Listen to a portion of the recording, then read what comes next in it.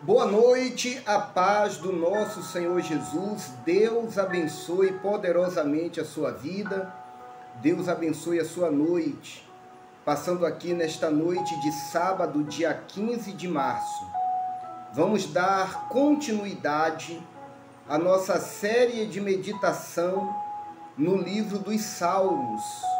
Convido você a dedicar uns minutos da sua noite a ouvir a palavra de Deus e junto conosco participar também de uma oração. Eu gostaria de trazer para você hoje, meu irmão, minha irmã, a meditação no capítulo 73 de Salmos. Glória a Deus. O capítulo 73 de Salmos tem como título o problema da prosperidade dos maus. O problema da prosperidade dos maus. Vamos meditar aqui um pouco nesta palavra e se nós não concluirmos todo o capítulo, no versículo que nós pararmos, convido você a que dê continuidade e termine a leitura, porque muitas vezes, por exemplo, esse capítulo 73 de Salmos, ele já é um pouco mais extenso, né? Ele tem 28 versículos, e aí o vídeo acaba ficando, né, grande, porque não é só ler, é trazer uma breve reflexão, uma breve meditação. Então, por isso, muitas vezes a gente não conclui o capítulo todo. Mas eu convido você a acompanhar com a sua Bíblia. Pega uma Bíblia. Ah, pastor, eu não tenho uma Bíblia. Gostaria que você prestasse atenção, porque eu creio que Deus há de falar ao teu coração, tá bom? Então vamos ao que diz a palavra. Capítulo 73 de Salmos. Diz assim, olha: com efeito, Deus é bom para com Israel, para com os de coração limpo. Olha como que ele começa esses salmos. O Salmo 73 é um salmos de Asaf, que era e que foi um dos maiores levitas, né, na casa do Senhor. Asaf, ele inicia o Salmo 73. Com efeito, Deus é bom. Deus é bom para com Israel, para com os de coração limpo. Deus é bom para com os de coração limpo. Por isso, já se inicia com uma advertência para nós. Não deixe o teu coração se sujar com a corrupção, com a maldade, com a malícia, com a vaidade, com o orgulho, com a mágoa, com o ódio. Não deixa o teu coração se sujar com estas coisas. Deus tem tantas bênçãos, tem tantas coisas grandiosas, maravilhosas, preparadas para nós, e muitas vezes estas bênçãos ficam retidas por conta do coração sujo. Coração cheio de malícia, cheio de rancor, entregue à corrupção, entregue à maldade, entregue à falsidade. Então compreenda o que esta palavra nos ensina, porque muitas vezes a gente cobra de Deus determinadas coisas que a gente gostaria que acontecesse de bom com a gente, mas às vezes a gente esquece desse detalhe. Deus é bom com os de coração limpo. O que adianta eu buscar a Deus com meu coração sujo? O que adianta eu buscar a Deus com meu coração cheio de trama, cheio de maldade, cheio de projetos iníquos, quando eu permito que estas coisas comecem a ter espaço no meu coração? Certamente eu vou me desviar da presença de Deus, da bondade de Deus. Por isso, o salmista continua dizendo: quanto a mim, porém, quase me resvalaram os pés. Pouco faltou para que se desviassem os meus passos. Olha o que o salmista confessa. Deus é bom. Deus é bom com quem tem coração limpo. Mas eu, quanto a mim, quase eu me desviei.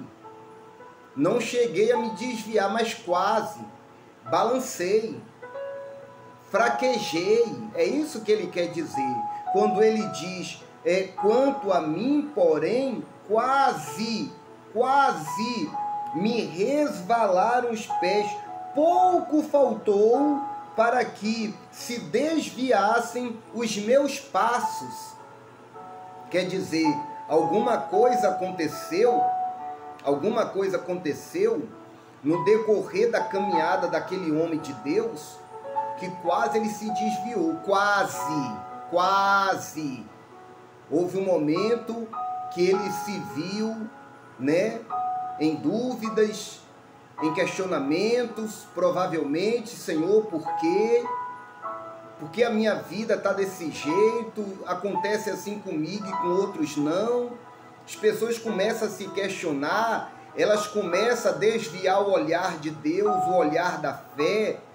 Ela acaba por se deixando levar por situações que não era para ela estar presa àquilo.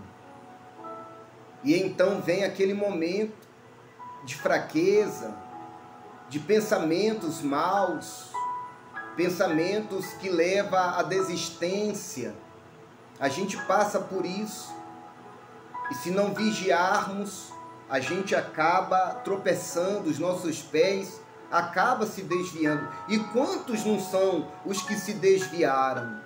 Quantas pessoas já estiveram na presença de Deus, uma bênção, servindo a Deus, buscando a Deus, como está escrito, indo com as multidões para a casa de Deus, e hoje não tem mais força, não tem mais força de orar, não tem mais força de meditar na palavra, não tem mais força de ir para a igreja, não tem mais força para buscar em Deus. Quantas pessoas se desviaram? No caso dos Salmos, o salmista está dizendo, eu não me desviei, mas quase meus pés se desviam. E ele diz aqui o porquê, versículo 3, pois eu invejava os arrogantes ao ver a prosperidade dos perversos. Olha aí, aí já começa um ponto, ou seja, aqui a gente já enxerga um ponto muitíssimo perigoso, principalmente para quem é crente. Aqui é um ponto que, se a gente não vigia, realmente leva a gente a se desviar. A inveja. A inveja. Você sabe que tem muita gente que tem inveja em tudo quanto é lugar. Tem inveja dentro e tem inveja fora da igreja. Mas pastor, o que é isso dentro da igreja? Meu irmão, você tem que entender uma coisa. Primeiro, a igreja, verdadeiramente falando, somos nós. O templo, as quatro paredes, é onde nós, que como igreja, nos reunimos para congregar, para adorar, para cultuar a Deus. Só que mesmo a gente sendo igreja, a gente tem que entender que temos falhas, temos defeitos, uns até mais que os outros. Por que uns até mais que os outros? Todos falhamos, todos tropeçamos, todos erramos. Ser humano não é perfeito. Mas por que eu digo uns mais que os outros? Porque tem pessoas que ela se deixa tomar por esse sentimento que biblicamente é um dos piores, a inveja. Para você ter uma ideia, no livro de Provérbios está escrito: cruel é o furor, impetuosa é a ira, mas a inveja, quem pode resistir? E aqui nesse texto, Asaf, o salmista aqui, ele declara que ele passou a ter inveja de pessoas arrogantes e de pessoas perversas, porque no conceito dele, na visão dele, os arrogantes e os perversos tinham suas prosperidades.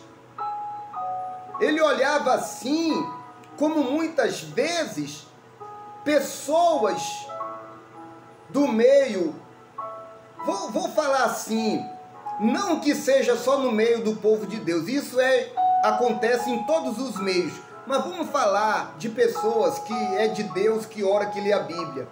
Muitas vezes essa pessoa olha para o casamento de outra pessoa e diz: o casamento fulano é melhor que o meu, os filhos do fulano é melhor do que o meu, a vida do fulano é melhor do que a minha, fulano tem um carro que eu não tenho, fulano tem um emprego que eu não tenho, fulano tem um salário que eu não tenho.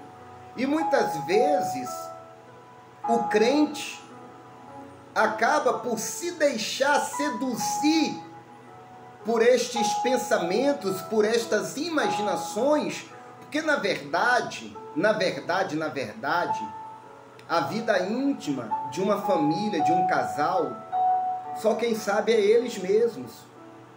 Mas os que estão de fora, muitas vezes olha e diz assim: é essa vida que eu queria ter para mim.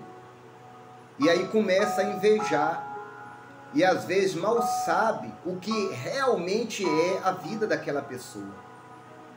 O salmista aqui está declarando que ele passou a ter inveja dos arrogantes, dos perversos. Ele começou a entender que a vida dos arrogantes, dos perversos, era melhor do que a dele. E ele diz ainda, olha, para eles, aqui o salmista está falando, para eles, ou seja, para os arrogantes, para os perversos, não há preocupações. O seu corpo é sadio e nédio. Não partilham das canseiras dos mortais, nem são afligidos como os outros homens. Olha o que é a imaginação do ser humano. Muito mais ainda quando às vezes esse ser humano se deixa tomar por sentimentos errados.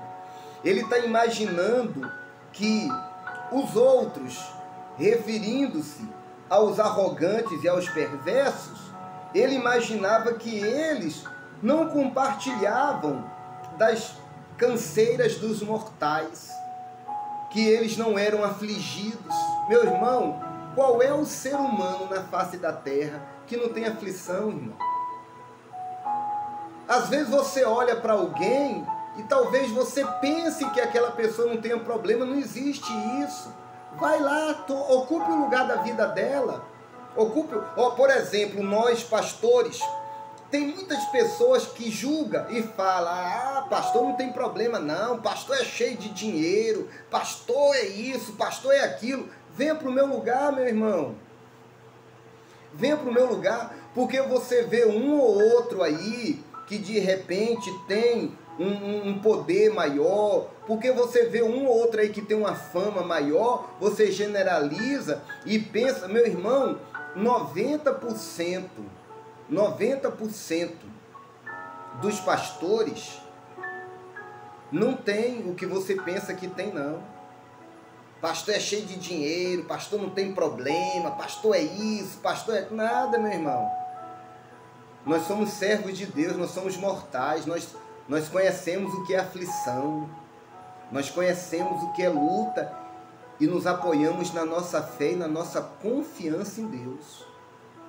A minha riqueza é a minha fé e a minha confiança em Deus. Deixa falar quem quiser falar. Eu olho assim, eu até lembro do meu pai que dizia, ó Deus, perdoa esse pobre coitado. Meu pai dizia, a gente pede coisas que a gente nem sabe o que a gente está pedindo. Às vezes a gente tem umas coisas que entram na nossa cabeça que a gente não faz ideia da real procedência daquilo. A gente fala besteira demais, irmãos. É a fraqueza do ser humano, é o mortal que somos. Mas quem nos julga de fora e acha, no caso, o pastor tem uma vida boa, venha para o nosso lugar para você ver como que é. Meus irmãos, a gente tem luta também, a gente tem família, a gente conhece o que é aflição, a gente conhece o que é perseguição, a gente conhece o que é dor. Só que a gente se apoia na nossa confiança em Deus. Nossa riqueza é a nossa fé nas promessas do nosso Deus. Entende? Então, não é bem assim como muitos pensam, não. Mas muitas vezes no pensamento humano, tem pessoas que não têm aflição, tem pessoas que não têm canseira.